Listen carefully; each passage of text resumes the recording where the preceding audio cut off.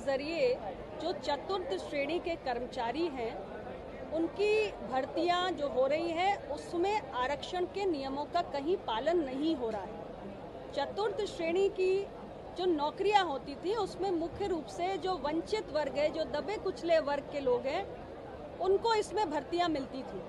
अब जब आउटसोर्सिंग के जरिए ये भर्तियां हो रही हैं और आरक्षण का उसमें कोई नियम लागू नहीं है, तो छोटी मोटी एक क्लास 4 की नौकरी पाने का भी जो एक गुंजाइश होती थी दबे कुचले वर्ग के पास, वो खत्म होती जा रही है या कहिए हो गई है। तो इसलिए हमारी पार्टी ये चाहती है कि आउटसोर्सिंग की प्रक्रिया के जरिए जो भर्तियां हो रही हैं उसमें जो आरक्षण के नियम है उसका पालन होना चाहिए। मैम, आपने जो नजूल भूमि विधेयक है उसको लेकर खुला विरोध किया था, आपने गैर जरूरी करार दिया उसे, और जो अधिकारियों ने सुझाव दिया है सरकार को उस पर कार्रवाई करने की मांग की थी। तो किस तरह से आप आगे इस पर स्टैंड करेंगी और क्या कहेंगे? देखिए, नजूल भूमि से संबंधित जो विधेयक आया है, आपने उत्तर प्रदेश विधानसभा की कार्रवाई को देखा है, वो सेलेक्ट कमेटी को जा चुका है। अब कमेटी उसको एग्जामिन करेगी, कमेटी की जो सिफारिशें होंगी वो भी सामने आएंगी। लेकिन फिलहाल जो अपना दल का पक्ष है वो मैंने रख दिया है कि ये गैर जरूरी है, जन भावनाओं के खिलाफ।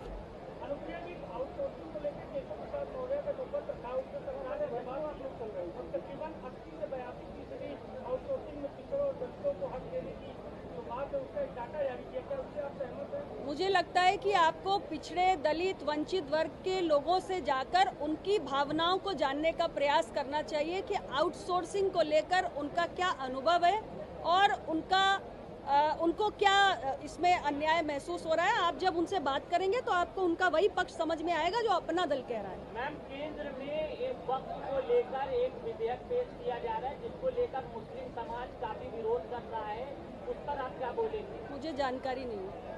संगठन बड़ा है या सरकार? संगठन बड़ा या सरकार? नहीं, संगठन के माध्यम से ही तो सरकार बनती है। ये तो किसी भी पार्टी के लिए यही नियम लागू होता है। संगठन होगा तभी तो आप सरकार में रह पाओगे। अयोध्या में समाजवादी पार्टी क्या कहेगी? देखिए, मैं सिर्फ इतना ही कहना चाहती हूँ, अपराधी की न कोई जाति होती है न कोई मजहब होता है। महिला अपराधों के मामले में कड़ी से कड़ी कार्रवाई होनी चाहिए और इस घटना में जांच चल रही है। जो भी दोषी है उसको बख्शा नहीं जाना चाहिए, जो भी दोषी है। मैम, आज बीजेपी के तमाम नेता पहुंचे, पीड़ित परिवार से मिल रहा है, प्रेस कॉन्फ्रेंस भी होने वाली है। और ठीक है, हर पार्टी अपने प्रतिनिधि भेज रही है, उस पर मुझे कोई आपत्ति नहीं है। मैं सिर्फ इतना कह रही हूँ, महिला अपराध के मामले में कड़ी से कड़ी कार्रवाई होनी चाहिए। जांच चल रही है, जांच के नतीजों के आधार पर जो भी दोषी है, हमें नहीं मालूम कौन दोषी है, जो भी दोषी है उसको बख्शा नहीं जाना चाहिए। कानून का मार्ग, कानून अपना काम करे।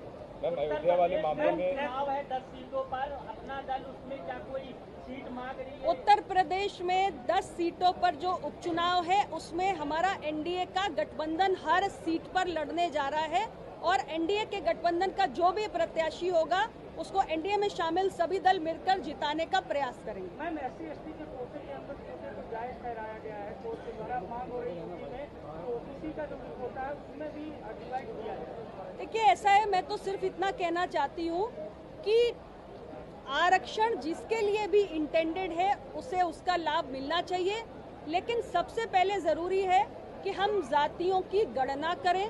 जातियों के आंकड़े जब तक अधिकृत हमारे पास नहीं होंगे, हम किसी प्रकार का कोई आगे का कदम नहीं उठा सकते। मैम, कुछ दिन पहले आपने एक पत्र लिखा था जिसमें उत्तर प्रदेश सरकार को ये कहा था कि आरक्षण में कहीं न कहीं कुछ घोटाला हो रहा है, जिसके चलते जो वंचित वर्ग है उसको नौकरी नहीं मिल पा रही है। कुछ दिन पहले आपने ये लेटर लिखा था। मैंने पत्र भी लिखा था और मैंने शीर्ष नेतृत्व के सामने इस समस्या को उठाया भी है। टॉप लीडरशिप ने इसका संज्ञान भी लिया है और मुझे पूरी उम्मीद है कि इन मसलों का समाधान भी होगा। मैम, इतना पत्र आपको लिखना पड़ रहा है, कई बार आपने कई मांग की, क्या आपकी सुनवाई नहीं हो रही है? अरे, मेरी तो बहुत सुनवाई होती है। नीट में ओबीसी आरक्षण किसने लागू करवाया है? नीट में ओबीसी आरक्षण लागू नहीं था तो उठाया तो मैंने ही था। प्रधानमंत्री जी ने उसका समाधान भी किया।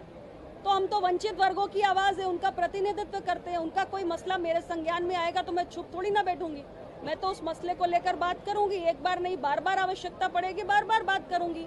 और बात करने से ही समाधान के रास्ते भी निकलते हैं। करना पर क्या उम्मीद है, केंद्र सरकार का क्या रुख है? अभी तो केंद्र सरकार ने कोई निर्णय लिया ही नहीं है, लेकिन आप बिहार का एक उदाहरण जरूर देख लीजिए। नीतीश जी की सरकार ने जातीय जनगणना कराई है तो भारतीय जनता पार्टी ने उसका समर्थन किया है ना। फिलहाल देश में तो जनगणना की अभी कोई ऐलान किया नहीं गया है। मैम, इस बार जो चुनाव में कम सीटें आई है एनडीए गठबंधन को, क्या वजह आप मानती हैं?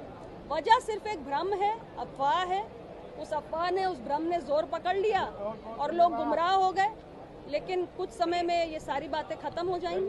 अयोध्या मामले में अखिलेश यादव ने डीएनए टेस्ट की मांग की है। मैंने अपना पक्ष रख दिया है। बहुत बहुत धन्यवाद। महिला अपराध के प्रति 0 टॉलरेंस।